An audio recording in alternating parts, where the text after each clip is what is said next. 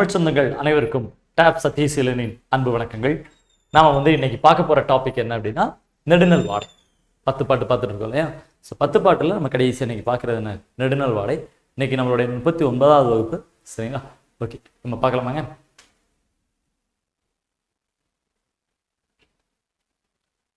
நெடுநல் வாடை முதல்ல மீனிங் என்ன அப்படிங்கிற விஷயங்கள்ல இருந்தே நம்ம பார்த்துக்கலாம். முதல்ல அடிப்படை தகவல் எடுத்த ஸ்கூல் புக்கில் இருக்கக்கூடிய பாட்டு எல்லாத்தையும் நம்ம பார்த்துக்கலாம். சரிங்க. நெடுமை நன்மை வாடை இது சேர்த்தது தான் என்னன்னா நெடுநல் வாடை அப்படின்னு சொல்றாங்க. சரிங்க, நெடுநல் வாடை. அதாவது இந்த பாட்டு கொஞ்சம் ஒரு வித்தியாசமான பாட்டுங்க. அகமா புறமானு இன்னைக்கு வரைக்கும் சந்தேகத்தில் இருக்கக்கூடிய பாட்டு. இது அகத்தினையா புறத்தினையா அப்படின்னு சொல்லிட்டு இன்னைக்கு வரைக்கும் சந்தேகத்தில் இருக்கக்கூடிய பாட்டு. என்ன அப்படின்னா பாண்டியன் நெடுஞ்செழியனை பற்றி சொல்றாங்க. இந்த பாட்டை பற்றி நம்ம ஆல்ரெடி பார்த்துருப்போம் மேலோட்டமா. என்ன அப்படின்னு சொன்னா, தலைவன் போருக்கு போயிட்டாரு. அப்போ தலைவி தலைவனுடைய பிரிவால நெடிய வாடை காலமா உணர்றாங்க. வாடை அப்படிங்கிறது குளிர்காலம் இல்லையா? குளிர்காலம். அப்போ தலைவனோட பிரிவால தலைவி நெடிய வாடை காலமா பாக்குறாங்க. தலைவன் இல்லை அப்படிங்கும்போது அந்த வாடை காலம் நெடிய வாடை காலமா தெரியுது. அதான் நெடுமை வாடை. ஆனா இந்த காலத்துல தலைவன் போருக்கு போயிருக்காருல, அவருக்கு நல்ல வாடை காலமா இருக்கு. எங்க தலைவனை பிரிஞ்சதால சொல்லல, அவங்க போர்ல நிறைய ஜெயிச்சிருக்காரு. அதனால தலைவனுக்கு நல்ல வாடை காலமா இருக்கு. தலைவிக்கு நெடிய வாடை காலம், தலைவனுக்கு நல்ல வாடை காலம், ரெண்டையும் சேர்த்து நெடு நல் வாடை அப்படின்னு வச்சாச்சு. இதுல பொதுவா அகம் சார்ந்த நிறைய விஷயங்கள் சொன்னாலும் பாண்டிய மன்னனை பத்தி சில விஷயங்கள் வர்றதுனால இதை புறமாகவும் எடுத்துக்க வேண்டியிருக்கு. இப்போ ஒரு பக்கம் பார்த்தா அகம்னு சொல்றாங்க, இன்னொரு பக்கம் பார்த்தா புறம்னு சொல்றாங்க. சரிங்க. ஸோ அகமா புறமானு இன்னைக்கு வரைக்கும் சர்ச்சையில் இருக்கக்கூடிய நூல் தான் என்ன அப்படின்னு சொன்னா இந்த நெடுநல் வாடை. ஓகே, இதுல பாருங்க, பிரிச்சு எழுதணும்னா நெடுமை நன்மை வாடை அப்படின்னு பார்க்கணும். இதுல பாடியவர் என்ன? நக்கீரர். ஸோ அந்த நக்கீரரை பொறுத்த வரைக்கும் நிறைய விஷயங்கள் சொல்லப்படுது. இந்த நக்கீரரும் திருமுருகாற்றுப்படையை பாடின நக்கீரரும் வேற அப்படின்னு சொல்றாங்க. இல்லை ரெண்டும் ஒன்று தான் சொல்றாங்க. சரிங்க. இந்த நக்கீரர் இது போக சில நூல்களையும் எழுதியிருப்பாரு. உங்களுக்கு தெரியும் இல்லையா? இறையனார் களவியல் உரை, இறையனார் களவியல் உரை, இறையனார் களவியல் அகப்பொருள் உரை படிச்சிருப்போம்ல, அதெல்லாம் இவர் எழுதினதானே முதல் கிளாஸ்லேயே பார்த்துருப்போம். ஸோ அது போக இவரை பார்த்தீங்கன்னா அகநானூர்ல 17 பாட்டு, குறுந்தொகையில 8 பாட்டு, நற்றிணையில 7 பாடல், புறநானூர்ல 3 பாடல். சரிங்க. எத்தனை பாட்டு படிச்சிருக்காரு? கிட்டத்தட்ட 35 பாடல் படிச்சிருக்காரு. 17, 25, ஒரு 10, 35 பாடல்.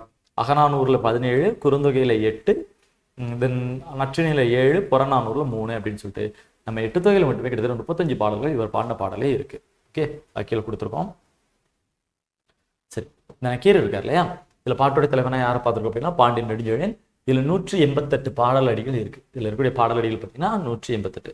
சரிங்க, இதுல என்னெல்லாம் சொல்லியிருக்காங்க அப்படிங்கிறத நம்ம பார்க்க போறோம். இதில் சொல்லப்பட்ட விஷயங்கள், பாடலடிகள், ஸோ அதை பத்திலாம் நம்ம பார்க்கலாம். அகமா புறமான சர்ச்சைக்குரிய நூல்னு சொன்னோம். ஏன் அப்படின்னு சொன்னா, இது அகம் அப்படின்னு எடுத்துக்கிறோம்னு வச்சுக்கோங்களேன். இப்போ தலைவன் ஒரு பாலைத்திணை பாடல் அப்படிங்கிற மாதிரி காட்டலாம். பாலைத்திணை காட்டலாங்க. பாலைத்திணைன்னு காட்டுறீங்கன்னு வச்சுக்கோங்களேன். தலைவன் தலைவி பிரிஞ்சிருக்காரு. ஓகே, அவர் அங்கே முல்லைத்திணை பகுதியில் என்ன பண்ணுறாரு, காட்டு பகுதியில் தங்கியிருக்காரு. குளிர்காலத்தில் டென்ட், பாசறை சொல்லுவாங்க, டென்ட் போட்டு தங்கியிருக்காரு. அப்போ அந்த பிரிவை பற்றி சொல்கிறது பாலைன்னு எடுத்துக்கலாம், முல்லை தெரிந்த பாலைன்னு சொல்லுவாங்க. அதுக்கு தான் அது நம்ம என்னென்னு போக பார்க்க. ஆனால் இருந்தாலும் உள்ள ஒரு வேர்டு இருக்குது, ஒரு சென்டென்ஸ் இருக்குங்க. என்ன இருக்குது அப்படின்னா, வேம்பு தலைக்காத்த நோன்காள் இயக்கம்.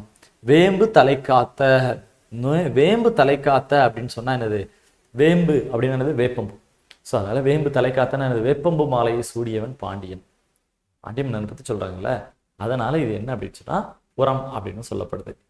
புரியுதுங்களாங்க? ஒரு பக்கம் ஃபுல்லாக அகம் பற்றி நிறையா சொல்லியிருந்தாலும் இந்த மாதிரி சில வார்த்தைகள் வேம்பு தலைக்காத்த நோன்காள் இயக்கம் இப்படி சில வார்த்தைகள் இருக்கிறதுனால வேப்பம்பூ மாலை சூடிய பாண்டியன் நெடுஞ்செழியன். ஸோ அப்படி இருக்கிறதுனால இதை புறம் அப்படின்னு சொல்கிறாங்க. ஸோ அதனால அகமா புறமானு இன்னைக்கு வரைக்கும் சர்ச்சையாக இருக்குது.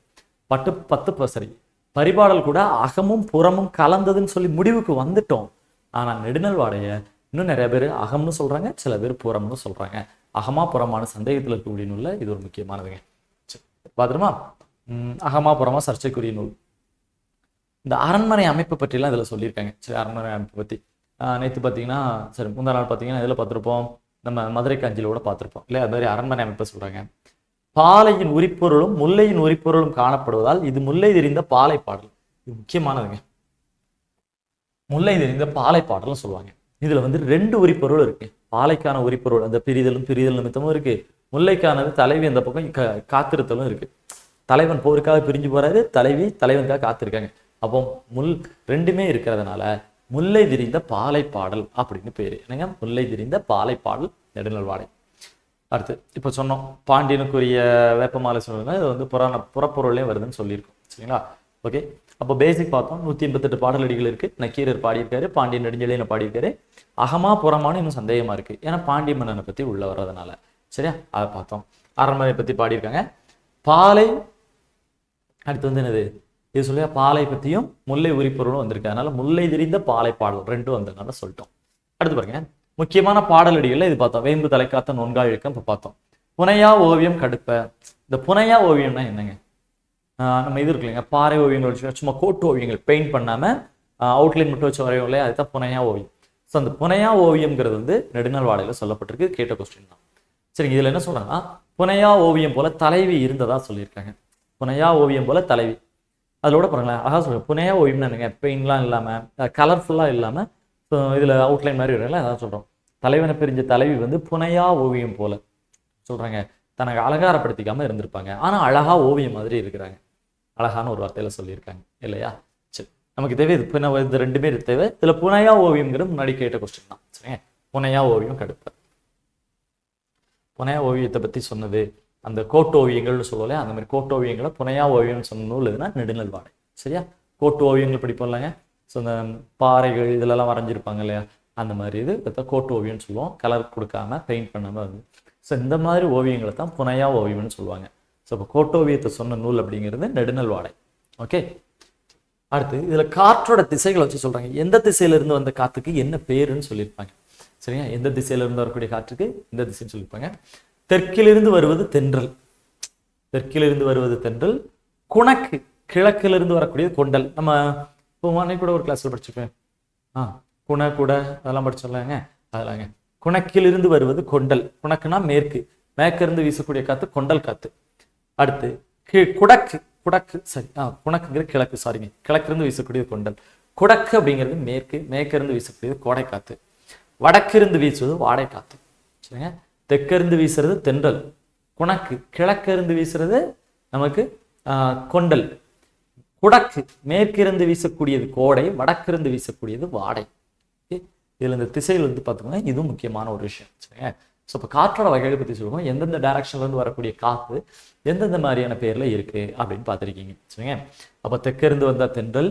குணக்குன்னா கிழக்கு, கிழக்கு இருந்து வந்தா என்ன சொல்லுவோம்? குணக்கடல். பட்டினப்பாளையில பார்த்தோம், ஞாபகம் இருக்கா? குணக்கடல். குணக்குனா கிழக்கு. ஸோ கிழக்கு இருந்து வந்தா கொண்டல். இதுவே குடக்குனா மேற்கு, மேற்கு இருந்து வந்தா என்ன சொல்லியிருக்கோம்? குடமலை. என்னை படிச்சு பார்த்தீங்களா? குடமலை. குடதுன்னா மேற்கு இருந்து வந்தா என்னது? கோடை. வடக்கு இருந்து வந்தா வாடை. ஓகே. வேறு பேர்கள் பார்ப்போம். இதுக்கு வேற ஏதாவது பேர் வச்சுருக்காங்க? நிறைய பேர் வச்சுக்கோங்க. அழியாது நீளும் நல்வாடை அப்படின்னு யார் சொன்னா? திருவிக்கா சொல்லியிருக்காருங்க. அழியாது நீளும் நல்வாடை. அழியாது நீளும் நல்வாடை, அதாவது இதோடைய சிறப்புகள் குறையாம இன்னும் வளர்ந்துக்கிட்டே போகக்கூடிய நெடுநல் வாடையத்தான் அழியாது அழியாது நீளும் நல்வாடைன்னு சொன்னது யாரு? திருவிக்கா படிப்பாரு. சரிங்களா? திருவிக்கா. கொற்றவை வழிபாடே பாட்டின் நடுமணியாக பதிந்துள்ள வைரம் சொன்னது மூவா. ஏன்னா இதுல மெயினா சொல்லப்பட்டது கொற்றவை. பாலை நிலம்ல பாலையோட உரிப்பொருள் சொல்லியிருக்காங்க. பாலைனா படை எடுத்து போறது, போர், இதெல்லாம் இருக்கு இல்லையா? ஸோ பாலைத்திணை உள்ள வர்றதுனால இதுல கொற்றவை வழிபாடு நிறைய இடங்கள் சொல்லியிருக்காங்க. மெயினா சொல்லியிருக்காங்க கொற்றவை வழிபாட்டை. சரிங்களா? ஏன்னா போருக்கு போகும்போது கொற்றவை வழிபாடு அப்படிங்கிறது மெயின் இல்லையா? ஸோ அப்போ கொற்றவை வழிபாடு அப்படிங்கிறது இதுல நிறைய சொல்லியிருக்காங்க. அதனாலதான் சொல்லியிருக்காங்க கொற்றவை வழிபாடே பாட்டின் நடுமணியாக பதிந்துள்ள வைரம் அப்படின்னு சொன்னது மூவா. சரிங்க. இப்போ மெயினா என்ன இருக்கு? கொற்றவை வழிபாடு இதுல இருக்கு. அதனாலதான் இது புறமா அப்படிங்கிற ஒரு இதுவும் நீக்கி இருக்கு. சரிங்க. ஸோ அந்த போர் அதை பத்தி சொல்றதுனால. ஓகே. சரிங்க. அப்போ அழியாது நீளும் நல்வாடைன்னு சொன்னது தெரிவிக்கா. கொற்றவை வழிபாடே பாட்டின் நடுமணியாக பதிந்துள்ள வைரம் சொன்னது மூவா. ஓகே. மூவரதரசன். வேற என்னங்க பேர் இருக்கு? புனையா ஓவியம், சிற்ப பாட்டு, தமிழ் சுரங்கம், கோல நெடுநல்வாடை. ஓகே. ஒண்ணுங்க.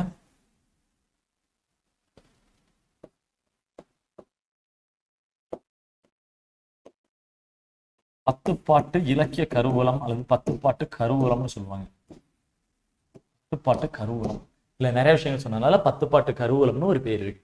பத்துப்பாட்டு இலக்கிய கருவூலம் அல்லது பத்துப்பாட்டு கருவூலம்னு சொல்லுவாங்க. சரிங்க. அழியாது நீடும் நல்வாடை அப்படின்னு சொன்னா திருவிக்கா. அதுவே கொற்றவை வழிபாடு தான் நடுமணியாக வைரம் பதிக்கப்பட்ட மாதிரி இருக்குன்னு சொன்னவர் யார் அப்படின்னா மூவா. அதுபோக என்ன சொல்லியிருக்கோம்? புனையா ஓவியம், சிற்பப்பாட்டு, தமிழ் சுரங்கம், கோல நெடுநல்வாடை, பத்துப்பாட்டின் கருவூலம் அப்படின்னு சொல்லிட்டு இது. சரி, இந்த மாதிரி பேர்லாம் இருக்கு, பார்த்துக்கலாம், முக்கியமான பேர். சரிங்க, இப்போ நம்ம ஸ்கூல் புக்கில் கொடுத்த ஒரு பாட்டை பார்த்துருமா? சூப்பரான ஒரு பாட்டுங்க, அப்படியே இமேஜின் பண்ணி படிச்சிங்க, சூப்பராக இருக்கும். எப்படி அப்படின்னு கேட்டிங்கன்னா, இந்த பாட்டு இருக்கு இல்லையா, ஓகே, இதில் ஒரு லைன் கீழே வரும், அதில் மாறி இருக்கிறாங்க. சரியா, இந்த ஒரு லைன் வந்து மேலே கீழே மாறி இருக்கு, அது மட்டும் தான். சரி, இப்போ என்னங்க அப்படின்னு சொன்னால், இந்த பாட்டு இருக்கு இல்லையா, இந்த பாட்டில் வந்து போருக்கு போன இடத்துல இது வந்து என்ன சொல்லுவாங்க, திணை, இது பார்த்துருமா, திணையும் துறையும் பார்த்துருமா, திணை துறையில் எழுதலை, திணையும் துறையும் பார்த்துருமா. ஃபர்ஸ்ட் இதோட திணை வந்து பாலைத்திணை பிரிவில் வரும், துறை வந்து கூதிர் பாசறை அப்படின்னு பேர். சரியா, அதாவது குளிர்காலத்துல பாசறை அமைச்சு இருக்கிறது. கூதிர் காலம் அப்படின்னா குளிர்காலம் சொல்லலையா, ஸோ குளிர்காலத்துல பாசறை அமைச்சு தங்கி இருக்கிறது. அதாவது என்னது, போருக்கு போன இடத்துல டென்ட் போட்டு தங்கியிருக்காங்க. அந்த இடம் எப்படி இருக்குன்னு பார்ப்போமா? வையகம் பனிப்ப வலன் ஏர்பு வழகி பொய்யா வானம் புதுப்பெயல் பொழிந்தன ஆறுகளி முனைய கொடுங்கோல் கோவலர் ஏருடை இனநிறை வேறு புலம்பரப்பி புலம்பெயர் புலம்போடு கலங்கி கோடல் நீடு இதழ் கண்ணி நீரலை கலாவ மெய்க்கோள் பெரும்பனிப்ப நலிய பலருடன் கைக்கோள் கொள்ளியர் கவுள்புடையூர் நடுங்க மா மேயல் மரப்ப மந்தி கூற பறவை படிவன வீழ கறவை கன்றுகோள் ஒளிய கடிய வீசி குன்று குளிர்பண்ண கூதிர்பானாள். ஓகே, இந்த குளிர்காலம் எப்படி இருக்குன்னு சொல்லியிருக்காங்க. குளிர்காலம் இருக்கு இல்லையா, குளிர்காலம் அப்படின்னு சொன்னா குளிர்காலம் சொல்லுவோம். ஓகே, இந்த குளிர்காலம் எப்படி இருக்கலாம்? குளிர்காலத்துல ஒரு டென்ட் போட்டு தங்கி இருக்கும், பாசறையில் இருக்கும். அந்த பாசறை எப்படி இருக்குன்னு பாருங்க. வையகம் பனிப்ப வலன் ஏர்பு வளையி, வையகம்னா உலகம், வையகம்னா உலகம் நமக்கு தெரியும் இல்லையா. உலகமே பனிப்ப, பனிப்பனா குளிர, உலகம் குளிர்ற அளவுக்கு ஒரு பெரிய மழை பெஞ்சிருக்கு. அதாவது வையகம் பனிப்ப வலனேர்பு வளையி, நம்ம எப்பவுமே சொல்றோம் அந்த வலன், இந்த வலது பக்கமா காத்து வீசக்கூடியது நம்ம சொன்னோம் இல்லையா. ஓகே, வளையி அதாவது மேகங்கள் நல்லா சூழ்ந்து சூழ்ந்து, வளையினா சூழ்ந்து, பொய்யா வானம், பொய்யா வானம்னா என்ன? வானம் பொய்த்ததுன்னா என்னங்க? வானம் ஏமாத்திருச்சு, மழை இல்லை. அப்போ பொய்யா வானம்னா ஏமாற்றாத வானம். வானம் பொய்த்ததுன்னா என்ன? வானம் ஏமாச்சிருச்சுங்க, வானம் பொய் சொல்லிருச்சு. எப்பவும் மழை பெய்யுற வானம் மழை பெய்யலைன்னா தான் வானம் பொய்த்தது. இங்க பொய்யா வானம்னா என்ன? நம்மளை ஏமாத்தாத வானம், எப்பவுமே மழை பெய்யக்கூடிய வானம். பொய்யா வானம் புது பெயல் பொழிந்தன, புது பெயல்னா புது மழை, பெயல்னா மழை, எப்பவுமே மழை பெய்யக்கூடிய வானம், நம்மளை ஏமாத்தாத வானம் இன்னைக்கு உலகமே குளிர்ற அளவுக்கு ஒரு பெரிய மழையை கொடுத்துருக்குங்க. அப்படி மழை பெஞ்சு முடிச்ச இரவு நேரம் ஒரு 8 மணி 9 மணியை ஞாபகம் வச்சுக்கோங்க. அந்த முல்லை நிலம் காட்டு பகுதி, அப்படியே தண்ணி மரத்துல இருந்து சொட்டு சொட்டா விழுது, டென்ட் போட்டு தங்கி இருக்காங்க, அங்கங்க நெருப்பு வச்சு எப்படி இருக்கும்? சரியா, இப்படி இமேஜின் பண்ணி படிப்போமா? வையகம் பனிப்ப வலநேர்பு வழங்கி பொய்யா வானம் புது புயல் பொழிந்தன. சரியா, அந்த உலகமே குளிர்ற மாதிரி வேகங்கள் சூழ்ந்து எப்பவுமே நம்மளை ஏமாற்றாத வானமானது, அள்ளி அள்ளி கொடுக்கக்கூடிய வானமானது எனக்கு புது பெயல் புது மழையை கொடுத்துருக்கு.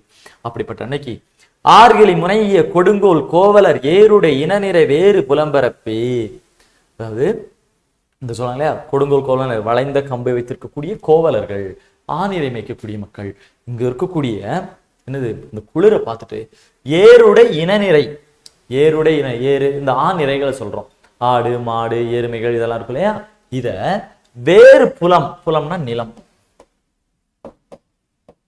வேற நிலத்துக்கு அழைச்சிட்டு போறாங்க. இதுக்கு இவ்வளவு குளிரா இருக்கு, மழை பெஞ்சு குளிரா இருக்கு. அதனால ஆணிரை மேய்க்கக்கூடிய கோவலர்கள் தங்களை ஆடு மாடுகள் இதெல்லாம் என்ன பண்றாங்க, வேற ஒரு நிலத்துக்கு அழைச்சிட்டு போறாங்க. புலம்பெயர் புலம்போடு கலங்கி கோடல், இந்த ஆடு மாடுகள்லாம் வேற இடத்துக்கு போறதுனால கவலைப்பட்டுக்கிட்டு போகுது. சரியா, புலம்பெயர் வேற இடத்துக்கு போறதுனால கலங்கிட்டு போகுது.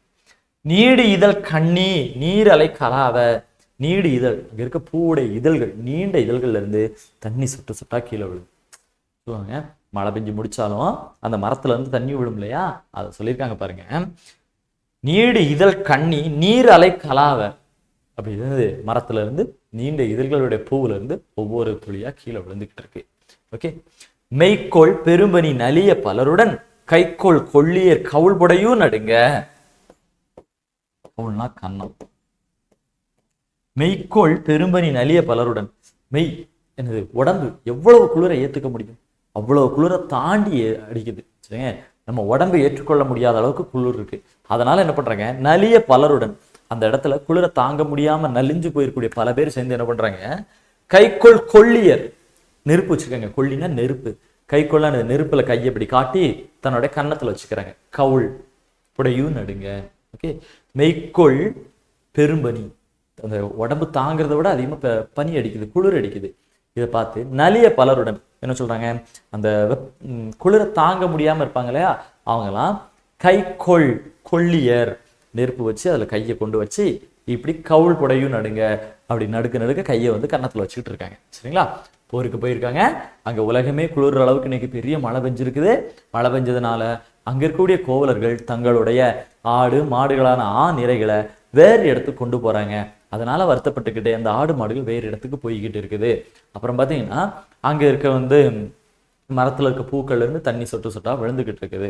அப்புறம் பாருங்க, அங்க இருக்கக்கூடிய போர் வீரர்கள் தன்னுடைய உடம்பு கொள்ள முடியாத அளவுக்கு அதிக பனி அடிக்கிற குளிர் அடிக்கிறதுனால தங்களுடைய கையை கொண்டு போய் நெருப்புல வச்சு கொண்டு வந்து கன்னத்துல வைக்கிறாங்க. கவுள் அப்படின்னா நெருப்பு, சாரி கன்னம். அடுத்து அங்க இருக்கக்கூடிய விலங்குகள் தன்னோட பண்பையே மறந்து போச்சுங்க. எப்படின்னு பாருங்களேன், குளிர்ல மா மேயல் மறப்ப, மானா அங்க இருக்கக்கூடிய மேய்ச்சல் விலங்குகள், மான் இந்த மாதிரி சொல்லுவாங்க, மேய்ச்சல் விலங்கு, பாலூட்டி விலங்கு, மாமல்ஸ், இந்த மாதிரி பாலூட்டி விலங்குலாம் மேயல் மறப்ப, மேயவே மறந்து போச்சு. இந்த மாதிரி விலங்குகள்லாம் மேயறதை மறந்து போய் ஒரு இடத்துல உட்காந்துருச்சுங்க. சரியா? அப்படி பார்த்து இந்த குளிர்ல எங்க போய் மேயுறது அப்படின்னு சொல்லிட்டு குளிர்ல நடுங்கிட்டே ஒரு இடத்துல உட்காந்துருக்கு. மந்தி கூரை, மந்தினா என்னது, குரங்கு. குரங்கு ஒரு இடத்துல உட்காந்துருக்கு, மரத்துக்கு மரம் தாவக்கூடிய குரங்கு குளிர்ல உட்காந்துருச்சு. பறவை படிவன வீழ, இந்த மரத்துல அப்படி காலை பிடிச்சிட்டு உட்காந்து தூங்கிட்டு இருக்கல பறவைகள், குளிர்ல அப்படி ஃப்ரீஸ் ஆகி கீழே விழுந்துருச்சு. பறவை படிவன வீழ. கறவை கன்றுகோள் ஒளிய கடிய வீசி, கறவைன்னு பசுமாடு, பசுமாட்டுக்கிட்ட கண்ணுக்குட்டி பால் குடிக்க போகுது. இந்த ஒளிய கடிய வீசினா உதச்சு தள்ளுது பசுமாடு கண்ணுக்குட்டி என்னைக்கா ஒரு தள்ளுமாங்க, ஆனா அங்க தள்ளுது. ஏன்னா குளிர்ல விலங்குகளை தன்னுடைய பண்புகளை மறந்து போயிருக்கு. இப்படிப்பட்ட குளிர் அப்படின்னா விலங்குகள் மேயறதை மறந்துருச்சு.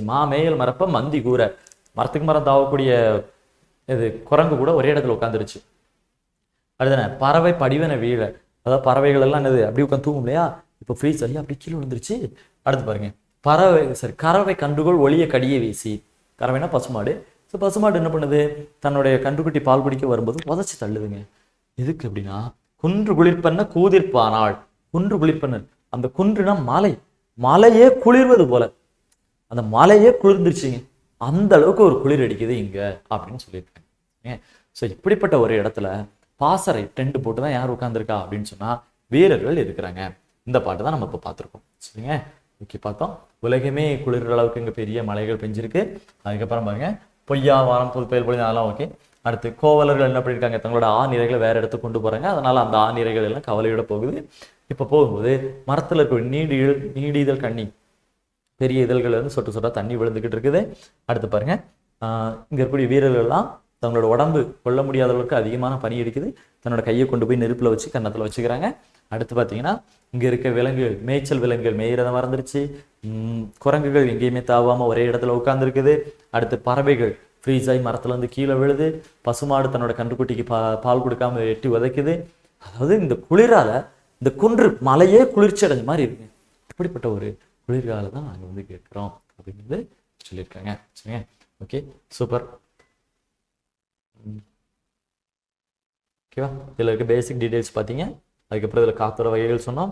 இது நேரம் என்ன பார்த்தோம், ஸ்கூல் புக்கில் இருக்க பாட்டு பார்த்துருக்கோம். சரிங்க, ஸோ இன்னைக்கு வந்து நடுநிலை வாடை. இது வரைக்கும் நம்ம என்ன பார்த்துருக்கோம் அப்படின்னு சொன்னாக்க, நமக்கு என்ன இருக்கு, இது வரைக்கும் இது ஃபுல்லாக முடிஞ்சிருக்கு.